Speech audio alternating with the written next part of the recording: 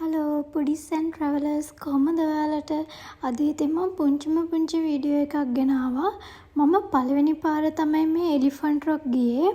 Elephant රොක් තියෙන්නේ ආරුගම්බේ පානම. ඉතින් මං හිතුවා එලිෆන්ට් රොක් කිව්වහම බීච් එකට තමයි යන්න තියෙන්නේ කියලා. හැබැයි බීච් එක වගේම ලොකු ගල් තලාවක් තියෙනවා.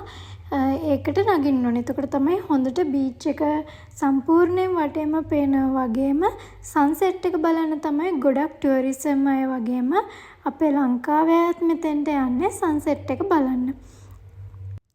මට අලුත් අත්දැකීමක් වුණා. මොකද මම කලින් මේ වගේ ගල්වල නැගලත් නැහැ. ඒ වගේම තමයි සන්සෙට් එක බලන්න මේ වගේ උඩකට ගිහින් තියෙන දෙවෙනි පාර. පළවෙනි පාරම ගියේ සීගිරි ගිහින් එනකොට. ඊට පස්සේදී එලිෆන්ට් රොක් එකට. ඉතින් එලිෆන්ට් රොක් එකේ තියෙන වෙනමම එක්ස්පීරියන්ස් එකක්. මොකද ඔන්නේ පේන ගල උඩට තමයි එතනින් එහා පැත්තට අපි යන්න ඕන.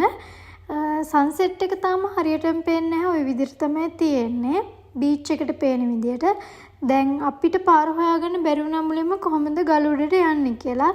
පස්සේ තමයි පාර හොයාගන්න පුළුවන් උනේ. දැන් ඉතින් මේ අපි එලිෆන්ට් රොක් එක මුදුනට යන ගමන් ඉන්නේ. මට මෙතෙන්දී මගේ කකුල් දෙක පවා වෙවුලන්න ගත්තා. මොකද මෙතන ටිකක් ලිස්සල යනවා. ලිස්සල ගියොත් කෙලින්ම වැටෙන්නේ බීච් එකට. ඒකින්ද ගොඩක්ම බය හිතුණා. හරිම පරිස්සමට තමයි මෙතන යද්දි යන්න ඕන. ඔය වගේ තමයි ඈතින් පේන්නේ. ලස්සනට පේනවා ඇත්තටම. ගල මුදුනට ගියාට පස්සේදී ওই විදියට සර්ෆ් කරන කට්ටිය වගේම හැමදේම පේනවා.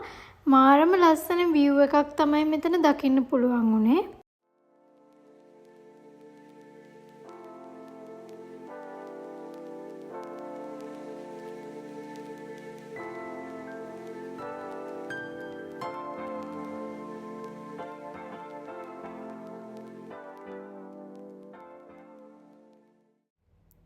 අපිට ගල උඩදී අලුත් යාළුවෙක් හම්බුණා. ඉතින් බලන්නකො මෙයා අපේ ගාවටම වෙලා ඉන්දියා.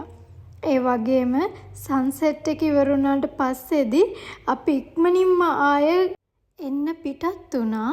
මොකද නැත්තම් කරවල වැටුණොත් අපිට පිටත් වෙන්න අමාරු නිසා.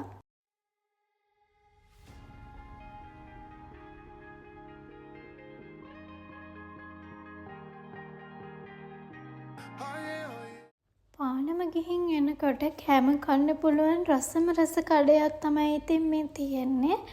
ඉතින් අවසානයේදී අපි කොහොම ඇවිද්දත් අන්තිමට කැම කඩයකින් තමයි නවතින්නේ. ඉතින් මේ වීඩියෝ එක හොඳයි නම් මාව subscribe කරන්න, ඒ වගේම like කරන්න, comment කරන්න අමතක කරන්න එපා. ආයෙ අලුත් වීඩියෝ එකකින් හම්බෙමු.